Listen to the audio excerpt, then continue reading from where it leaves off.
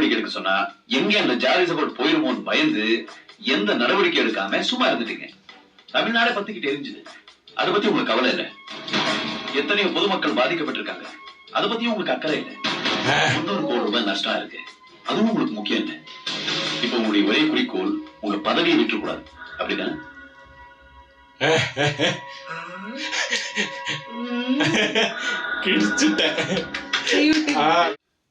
சரி பையா, இது சாத்தியம்னா நான் தயார். நான் உங்க பதவியில இருந்து பாக்குறேன்.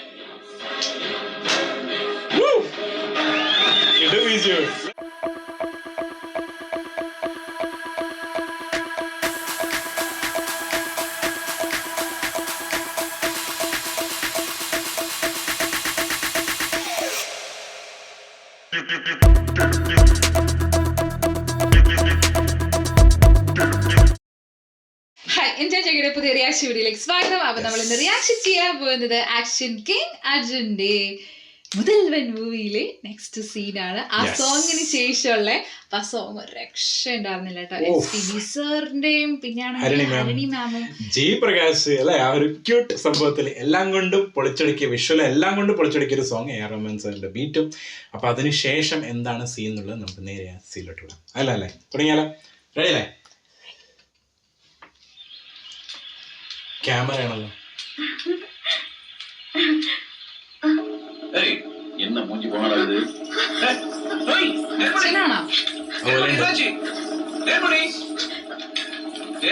தம்பி, இங்க என்ன நடக்குதுன்னு கொஞ்சம் சொல்லிட்டு செய்வீங்களா? நீங்க யாருன்னு சொல்லிட்டு கேள்வி கேக்குறீங்களா? அந்த பொண்ணோட அப்பா. மாமா? மாமா இல்ல அப்பா. இவ்வளவு அழகான பொண்ணை பத்தி வச்சிருக்கீங்க, அதுக்காக முதல்ல கை கொடுங்க. காங்கிரஸ். நான் ஒண்ணு காங்கிரஸ் இல்லையா? டேய் மண்டையா, சிக்கிரி, வசுமதி, சூடாப்பொடி, திருச்சி விஸ்கி வாங்கடா. காங்கிரஸ் அத்தா யாருங்க? என்னாச்சு? வசுமதி, இந்த பையன் நம்ம தேன்மணி பின்னால சுத்தி வம்பு பண்றாங்க. நீங்க மட்டும் ஏன்னு சொல்லுங்க, இவனுக்கு கைய கால எடுத்துறேன். ஏண்டா எவ்வளவு கொழுப்பு இருந்தா குப்பைக்காரி ட்ரவுசர் மாட்டிட்டு வந்து எங்க வீட்டு போட்டு பின்னால சுத்துவேன். Hello mister பசுநக்கி. என் பேரு பசுநக்கி இல்ல, பசு மைக்கி. ஏதோ ஒரு நக்கி. Cool down. கூல் சார் வேலையா? போடா பண்ணி. சாரி வில்லேஜ், என்னுடைய வீக்னஸ் அவருக்கு சிங்க் ஆயிடுச்சு. உண்மைதான் சொன்ன, எதுக்கு டென்ஷன் ஆவீங்க? நீரு இது பாருங்க மாமா, உங்க பொண்ண என்ன மாமான்னு கூப்பிட கூடாதுன்னு சொல்லிருக்கல. உங்க பொண்ண நான் விரும்புறேன், கல்யாணம் பண்ணிக்கணும்னு ஆசைப்படுறேன். என்ன சொல்றீங்க? இது பாருங்க, எனக்கு என்ன குறைச்சது? நான் சுமாரா இல்லாமலும் அப்படி கொஞ்சம் சூப்பராவது இருக்கல. நல்லா ஆடுவே, பாடுவே. பாடுவே. 8வது கட்டை கலர் சாங்.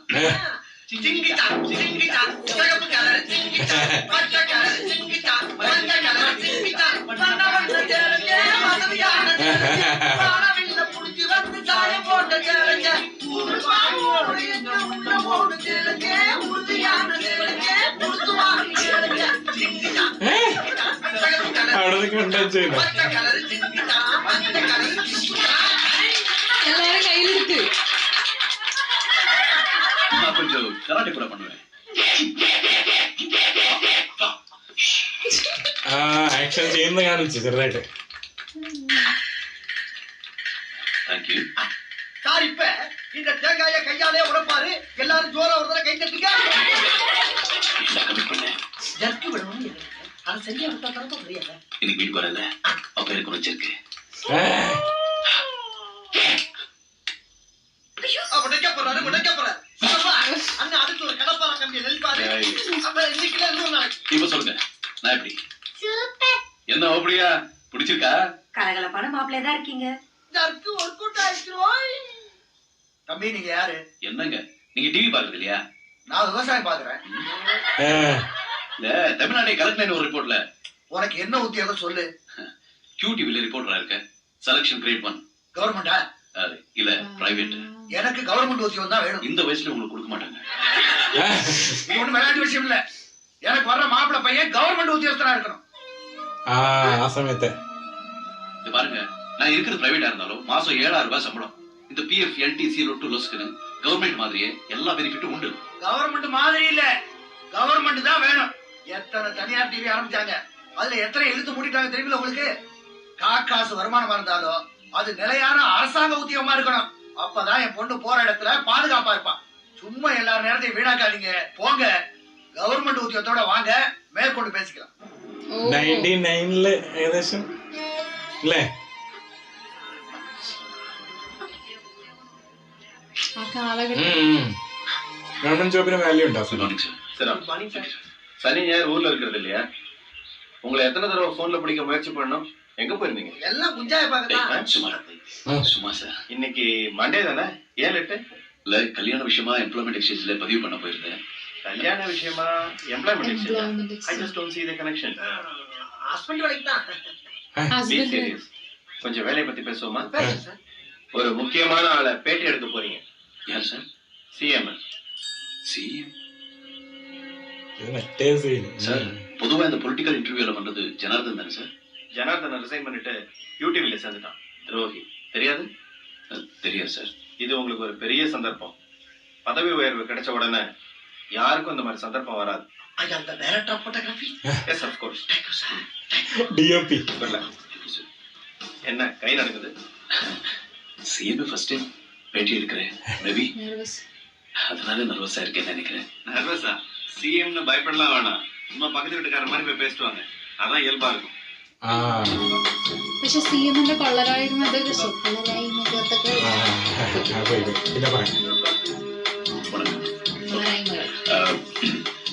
ഇന്ന് നാം സിറപ്പ് വിരുന്നിനറാക പറഞ്ഞു പഠിക്കുന്നുണ്ട്. ഫസ്റ്റ് ടൈം എടുക്കുന്നതിന്റെ ഒരു ടെൻഷൻ ഉണ്ടാവില്ല ഇന്റർവ്യൂ.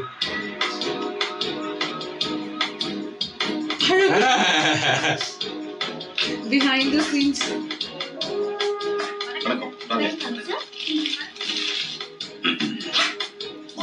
முதல்வர் அவர்களே, பயங்கர டென்ஸ்டா. வணக்கம் ஐயா. வணக்கம். உட்காருங்க. Excuse me. நீங்க தான் பேட்டி எடுக்க போறீங்களா? ஆமாய்யா. தம்பி பேரு புகழேந்தி. ടിവിയിലും കൂടി കാണിക്കുന്ന ആ സമയത്ത് തന്നെ ലൈവാണോ ഇനി പോണേ? ലൈവാണെന്ന് തോന്നുന്നു. ലൈവാണ്. അതാണ് ഇങ്ങനെ പറയുന്നത്.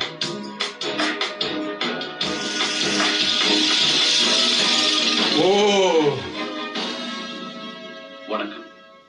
இன்று நம் சிறப்பு விருந்தினராக பேட்டி அளிப்பவருக்கு நம் இந்திய தேசத்தில் ஏன் உலக அரங்கிலேயே அறிமுகம் தேவையில்லை. வணக்கம் ஐயா. வணக்கம். எல்லா பொதுமக்களும் ஒவ்வொரு தேர்தலையும் வரப்போற முதல்வர் நமக்கு ஏதாவது நல்லது பண்ணுவாரு அப்படிங்கிற நம்பிக்கையில தான் ஓட்டு போடுறாங்க. ஆனா கடைசியில அவங்களுக்கு மிஞ்சினது என்னமோ ஏமாற்றமும் அதிருப்தி தான். இது நம்ம ஆட்சியிலயும் இருக்கு. இதுக்கு காரணம் என்னங்கய்யா? என்ன சொல்றீங்க நீங்க? வீட்டுக்கு வீடு கலர் டிவி, கிராமத்துக்கு கிராமம் டிஷ் ஆண்டனா, தெருவுக்கு தெருவு எஸ்டிடி பூத்துன்றான், இன்டர்நெட்ன்றான். எல்லாரும் 2 வீலர்ல போறாங்க. நகை கடையிலயும் ஜவுளி கடையிலயும் ஜனங்க கியூல நின்று வாங்குறாங்க. கிஷ்கிந்தா போறாங்க, ஃபாஸ்ட் ஃபுட் சாப்பிடுறாங்க. இவ்வளவு ஏன், எல்லாரும் செருப்பு போடுறாங்க, வாட்ச் கட்டுறாங்க. மக்களோட வாழ்க்கை தரம் உயர்ந்திருக்கு. கடந்த 15 வருஷமா பஞ்சம் பட்னின்னு எவனா செத்தான்னு செய்தி வந்திருக்காரு. சொல்லுங்க ஐயா. நீங்க சொல்ற மாதிரி நகை கிடைக்குள்ள எந்த விவசாயம் போய் நிக்கிறது இல்ல, எந்த கூலிக்காரனும் ஃபாஸ்ட் ஃபுட் சாப்பிடுறது இல்ல, குறுக்கோடியில சம்பாதிக்கிறவனும் லஞ்சம் வாங்கணும் தான் நீங்க சொல்ற இந்த சுகத்தை எல்லாம் அனுபவிச்சுட்டு இருக்கான். பணக்காரங்க மேலும் பணக்காரங்க ஆயிட்டே இருக்கிறாங்க, ஏழைங்க இன்னும் ஏழை ஆயிட்டே இருக்கிறாங்க. பஸ்லயும் ரயில்லையும் கசக்குறாங்க. மக்கள் அரிசிக்கும் மண்ணெண்ணைக்கும் மணிக்கணக்கா கியூல நிக்கிறாங்க. சத்துணவுக்காக மட்டுமே பிள்ளைங்களை ஸ்கூலுக்கு அனுப்புறாங்க. ஐயா, நம்ம குழந்தைங்க இன்னும் ரோட்ல பிச்சை எடுத்துட்டு தானே இருக்காங்க. குத்தம் சொல்றவங்க சொல்லிக்கிட்டு தான் இருப்பாங்க. தம்பி, நான் ஆட்சிக்கு வந்ததுக்கு அப்புறம் படிச்சவங்க எண்ணிக்கை 62.5% ஆயிருக்கு. ஆனா கேரளால 100% இருக்கையா. தொழில் ரீதியா 7வது இடத்துல இருந்தது, இப்ப 5வது இடத்துக்கு வந்திருக்கு. வெங்கல பதக்கம் வாங்குறவனோட தங்க பதக்கம் வாங்குறவனுக்கு தான் மதிப்பு ஜாஸ்தி இல்லைங்களா? வறுமை கோட்டுக்கு கீழே இருக்கிறவங்க 39% இருந்து இன்னைக்கு 32% ஆயிருக்கு. ஆனா இன்னைக்கு நம்ம கிராமங்கள்ல ஒரு ஆளோட ஒரு நாள் சராசரி வருமானம் 3 ரூபாய் தானுங்கய்யா. தம்பி, புள்ளி விவரம் சரியா தெரிஞ்சுட்டு தான் பேசணும். ஓகே, ஒரு நிமிஷம் ஐயா. ஐயா, இது வந்து வேர்ல்ட் எக்கனாமிக் ஃபார்ம் ரிப்போர்ட், இது IMF ரிப்போர்ட், இது Amnesty International and this is human rights commission, இது வேர்ல்ட் பேங்க் ரிப்போர்ட். உலக வங்கி கொடுத்த கடன் மக்களுக்கு சரியா போய் சேரல, உங்க அமைச்சர்கள் எல்லாத்தையும் சாப்பிட்டாங்கன்னு அடுத்த தவணையை கேன்சல் பண்ணிட்டாங்க. அது உங்களுக்கு தெரியாது தம்பி. உலக வங்கி நம்ம மாநிலத்தையே அவங்க கிட்ட அடமானம் வைக்கிற மாதிரி 1008 கண்டிஷன் போட்டாங்க. அது என்னங்க? கொஞ்சம் விவரமா சொல்லுங்க. அது உங்ககிட்ட சொல்றதுக்கு இல்ல, மக்கள்கிட்ட சொல்லிக்கிறேன். மக்கள் தான் பாத்துக்கிட்டு இருக்காங்க. ஆ. சொல்லுங்க. நமக்கு உலக வங்கியில இருந்து வர வேண்டிய நிதியை அவங்க ஏன் கொடுக்கல? தம்பி, அது 1000 பக்கம் ரிப்போர்ட். அனக்சர் ஏபிசிடின்னு 18 இருக்கு. 15 ரூபாய் செக்ரட்டரியேட்ல கட்டி சாவாசமா படிச்சு பார்த்துட்டு மக்களுக்கு சொல்லு. அடுத்த கேள்வி. ஐயா, நீங்க அரசியலுக்கு வர்றதுக்கு முன்னாடி வசதியான குடும்பத்தை சேர்ந்தவரா? இல்லப்பா, சாதாரண ஏழை விவசாய குடும்பம். உங்க சம்பளம் எவ்வளவுங்க? இல்ல, உங்க சம்பளம் எவ்வளவுன்னு? வெடிப்பு போக ஒரு 18,000 ரூபாய் வரும். அதாவது வருஷத்துக்கு சுமார் 2 லட்சம் ரூபாய். சோ கூட்டி கழிச்சு பார்த்தா இத்தனை வருஷத்துல உங்க மொத்த சம்பாத்தியமே ஒரு 25 லட்சம் கூட தாண்டாது. ஆனா இன்னைக்கு உங்ககிட்ட 800 கோடி ரூபாய் சொத்து இருக்கு. அது எப்படிங்க வந்தது? ஃபர்ஸ்ட் பஞ்சு. இது அபாண்டமான குற்றச்சாட்டு. வேணும்னா வழக்கு போடுங்க. நீதிமன்றத்துல வந்து நான் குற்றமற்றவன் நிரூபிக்க தயார். வழக்க 10-15 வருஷமா விசாரணை நடக்காம நிலுவையில் இருக்கிற கேசுகளோட எண்ணிக்கை மட்டும் 14 லட்சம். குற்றவாளிங்க எந்த பயமும் இல்லாம தொடர்ந்து தப்பு செய்யறதுக்கு மூல காரணமே இந்த தாமதம் தான் அப்படின்னு நான் சொல்றேன். ஹியூமன் ரைட்ஸ் கமிஷன் ரிப்போர்ட் சொல்லுங்க. ஞாபகம் இருக்குங்களா? பார்த்த மாதிரி இருக்கு. உங்க தேர்தல் வாக்குறுதி புத்தகம் ஞாபகம் இல்ல? எப்படி மறக்க முடியும்? புத்தகத்தை எழுதுனதே நான் தானே. ஒவ்வொரு வாக்குறுதியும் மனசுல பதிஞ்சிருக்கு. ஜாதி இல்லாத சமுதாயம் அமைக்க, சட்ட ஒழுங்கில் அமைதி காக்க, பெண்களுக்கு பாதுகாப்பு அளிக்க, நியாய விலையில் அன்றாட பொருள் தர, எல்லோருக்கும் இலவச கல்வி, கனவின் அச்சாயிருக்கு லானால புள்ளி போடல மனப்பாடம் பார். இதெல்லாம் வந்துச்சுன்றீங்களா? வரலன்றியா? சட்ட ஒழுங்கில் அமைதி காப்போன்றீங்க. ஆனா அந்த சட்ட ஒழுங்கு செயல்படாம இருக்கிறதுக்கு காரணமே நீங்க தானே.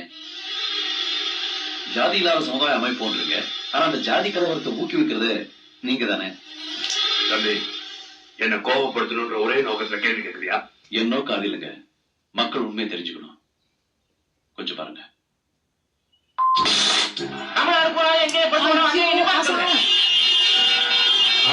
வீடியோ வீடியோ என்னை ஏற்று கொண்டுட்டா என் ஜாதிக்கால விட்டுருவானோ? தமிழ்நாடே பத்தி அறியும். நடுரோட்ல பஸ் நிறுத்திட்டு டிராபிக் ஜாம் பண்றான்.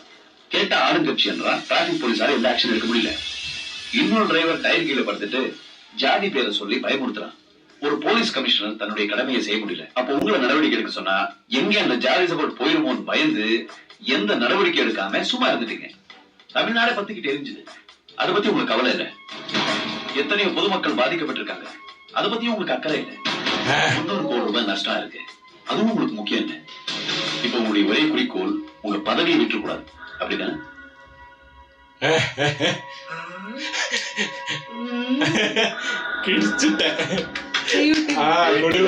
பாக்கி நீங்க பேர் வாங்கணுங்கிறதுக்காக இப்படி ஆதாரம் எல்லாம் பேசக்கூடாது. ஆதாரம் இருக்கு. இதுல ஒரு டிரைவர் என் கட்சிக்காரன், இன்னொரு டிரைவர் என்ன ஜெயிக்க வச்சு ஜாதிக்காரன். மாணவர்கள் சப்போர்ட் எனக்கு முக்கியம்.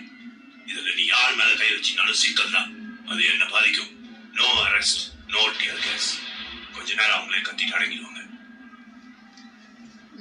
ஷூட்டிங் ஆர்டர் கொடுக்கறதுனா எப்பவோ கொடுத்துருக்கேன்ல. அதனால எவ்வளவு பெரிய ப்ராப்ளம் வரும் தெரியுமா?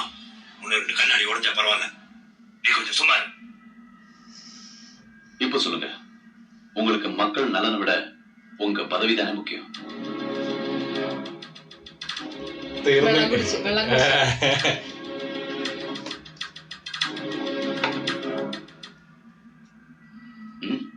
சொல்லுங்க.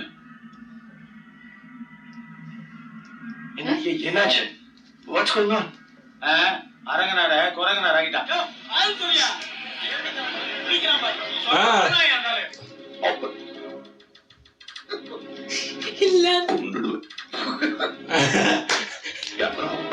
லைவ் இல்ல சின்னசாமி, என்ன பேட்டி எடுக்கிற? நிப்பாட்டுற கேமரா, நிப்பாட்டுற கேமரா. என்ன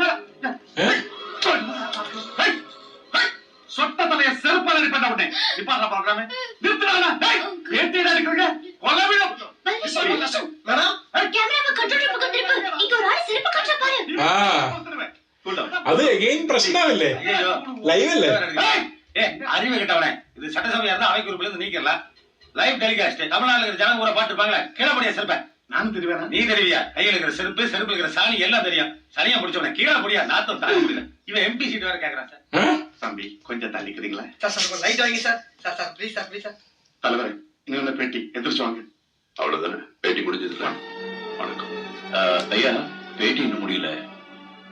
லைவ்ல ஓடிக்கிட்டு இருக்கு, மக்கள் எல்லாம் பாத்துக்கிட்டு இருக்காங்க. நான் கேட்ட கேள்விக்கு நீங்க இன்னும் பதில் சொல்லல. சோ ப்ளீஸ் உட்காருங்க.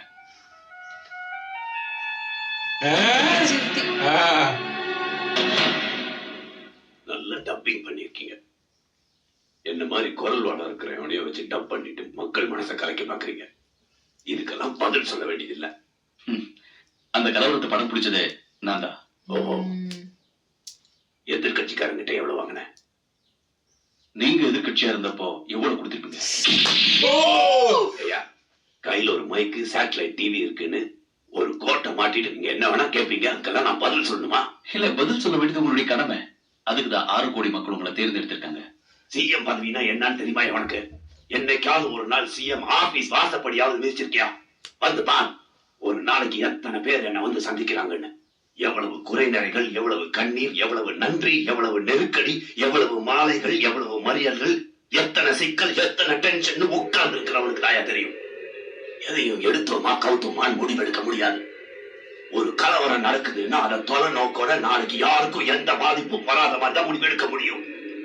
அதைத்தான் நானும் செஞ்சேன். சுலபமா தீர்க்க வேண்டிய பிரச்சனையை உங்க சுயலாபத்துக்காக பெருசா வளர விட்டுட்டு இப்ப சப்ப கட்டு கட்டுறீங்களே. தீக்குள்ள விரல விட்டா சுடுன்னு சொல்றேன். உனக்கு புரியல? நீ விட்டு பார், அப்ப தெரியும். ஒரு நாள் நீ சிஎம்மா இருந்து பார், அப்பா புரியும். சரியான பதில் இல்லையே. நான் எப்படிங்க உங்க சீட்ல உட்கார முடியும்? இது வாழ்றதுக்கு வேணாலும் நல்லா இருக்கலாம், ஆனா நடக்கிற காரியமா? நடக்கும். அரசியல் சட்டத்துல அதுக்கு இடம் இருக்கு. சின்னதா ஒரு ஆர்டினன்ஸ் போடலாம். ஒரு நாள் இருந்து பாரியா? நீங்க ஜோக் பண்றீங்க. நான் சீரியஸா தான் சொல்றேன். ஒரு நாள் நீ என் நாற்காலியில உட்கார்ந்து பார்.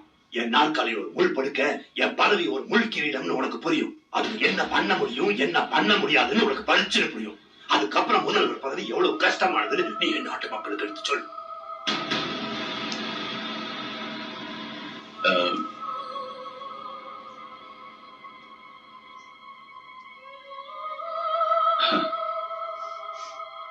இல்ல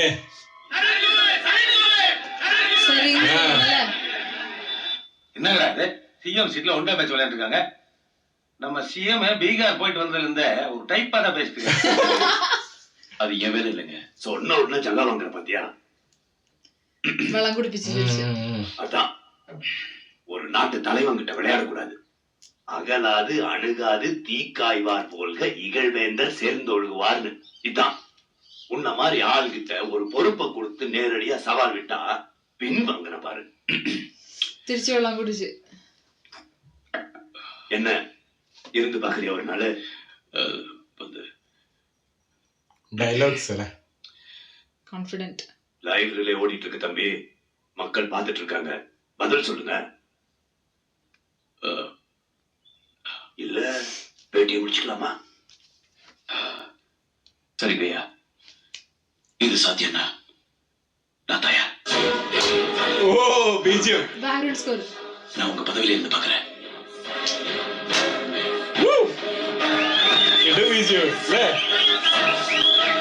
அவங்க கட்சி பொதுக்குழுவுல உதாரணமா விட்டு மாட்டிட்டாருங்க. சரி விடு, நம்ம சர்வீஸ்ல ஒரு நாளாவது படிச்ச சிஎம்மோட வேலை பார்ப்போம். പഠിച്ചேன், നല്ല പഠിപ്പുണ്ടെന്ന് പറഞ്ഞല്ലോ ഓൾറെഡി.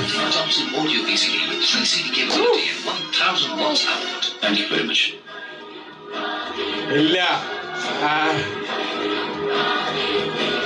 ചലഞ്ച് ചെയ്ത് ആക്സെപ്റ്റ് ചെയ്തില്ലേ?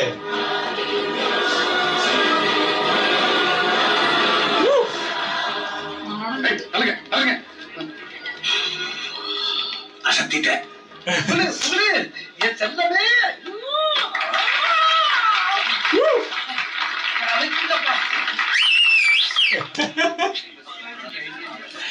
കിട്ടു സീന് എന്താ പറയാ, നമ്മളറിയില്ലേ, അതാണ് ആ ഡയറക്ടറിന്റെ ഒരു പ്രത്യേകത കേട്ടോ. എനിക്ക് വേണ്ട പുള്ളിയുടെ ഉള്ളിലുള്ള സംഭവങ്ങളൊക്കെയാന്ന് തോന്നുന്നു ഇങ്ങനെ പുറത്ത് വരുന്നത്. അതായത് നമ്മളൊക്കെ കുറെ കാലമായിട്ട് ചോദിക്കാൻ ആഗ്രഹിക്കുന്ന സാധനങ്ങളൊക്കെ ശരിക്കും ആ സമയത്ത് ഒരുപാടുണ്ടാവും ചോദ്യങ്ങൾ.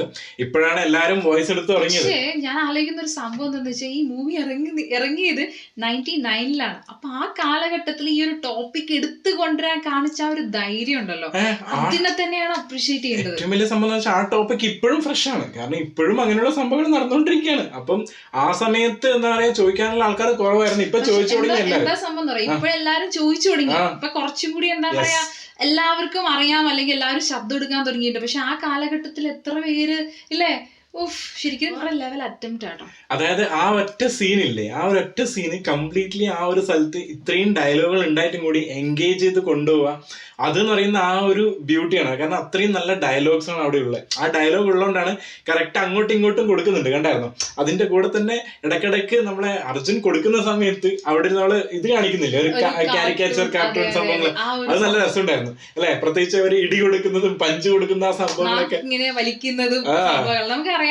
പക്ഷേ അത്രയും സംഭവങ്ങളൊക്കെ ആരോപിക്കപ്പെട്ടെങ്കിലും ആ ഒരു പൊളിറ്റീഷ്യൻ അല്ലെങ്കിൽ ആ ഒരു CM ആണ് അവിടെ മാനേജ് ചെയ്തില്ലേ. അതാണ് പൊളിറ്റീഷ്യൻ. അതാണ് പൊളിറ്റീഷ്യന്റെ കയ്യില് പൊളിറ്റിക്സ് എല്ലാം അറിയില്ലേ, ബോൾ അങ്ങോട്ടും ഇങ്ങോട്ടും ഇട്ടിട്ട് കൊടുക്കില്ലേ, അതേപോലെയായിരുന്നു ശരിക്കും. അറ്റ് ദ എൻഡ് നമ്മൾ നോക്കുകയാണെങ്കിൽ ആ ഒരു ചാലഞ്ച് വെച്ചു, എന്നാൽ നീ ചെയ്ത് കാണിക്കുന്നുള്ള ചാലഞ്ച് വെച്ചു. അപ്പൊ അവിടെ എന്ന് പറയുമ്പോ ഇപ്പൊ റൈറ്റ് നൗ ആരും ആ ഒരു CM-നെ കുറ്റം പറയില്ല. ഇല്ല, കാരണം ഇത്രയും സംഭവങ്ങൾ ഉണ്ടെന്ന് ഓൾറെഡി പറയും ചെയ്തു CM.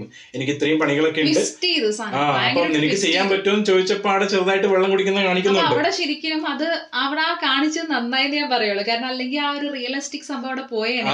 കാരണം പെട്ടെന്ന് ഞാൻ റെഡിയാണ് എന്നൊക്കെ പറഞ്ഞിട്ടുണ്ടെങ്കിൽ അങ്ങനെ ഒരാളും ചെയ്യില്ലല്ലോ. ഇവൻ എത്ര വലിയൊരു പദവി നമ്മുടെ മുന്നിലേക്ക് ഇട്ട് നമ്മളൊന്ന് ഡൗട്ട് അടിക്കില്ലേ, നമുക്കത് പറ്റൂ ഇല്ലയോ സംഭവങ്ങളൊക്കെ. ആൻഡ് ഓൾറെഡി ഫസ്റ്റ് സീനിൽ തന്നെ ഇദ്ദേഹം പറഞ്ഞിട്ടുണ്ട് എനിക്ക് അങ്ങനെ പൊളിറ്റിക്കൽ സംഭവത്തിനോടൊന്നും വലിയ താല്പര്യം ഇല്ല എന്നുള്ളത്. അപ്പൊ ആ ഒരു സംഭവം അച്ഛൻ പറഞ്ഞ സമയത്തല്ലേ ആ ഒരു സ്ഥലത്തുണ്ടായിരുന്നു. ആൻഡ് അത് നമുക്കൊരു ഹിന്റ് തന്നെ തന്നെയാണ്. ആൻഡ് ഈ സിനിമയുടെ സംഭവം ഉണ്ടല്ലോ, ഈ സീനിന്റെ ഞാൻ ഹിന്ദി കണ്ടിട്ടുണ്ട്. ഹിന്ദി കണ്ടപ്പോഴും ഇതേ ഇമ്പാക്ട് ശരിക്കും അങ്ങനെ ഒരു സംഭവം നടക്കുമല്ലേ ഒരു ദിവസമൊക്കെ. അങ്ങനെ ഒരു സംഭവം ഞാനും ആ സമയത്ത് ഇത് ഹിന്ദി കണ്ടപ്പോഴേ എനിക്ക് മനസ്സിലായി അങ്ങനെ ഒരു സംഭവം ഉണ്ടല്ലേ. അപ്പൊ എന്തായാലും അതിലും ഗംഭീര പെർഫോമൻസ് ആയിരുന്നു രണ്ടുപേരും, അനിൽ കപൂർ ആയാലും അമരീഷ് പുരി ആയാലും.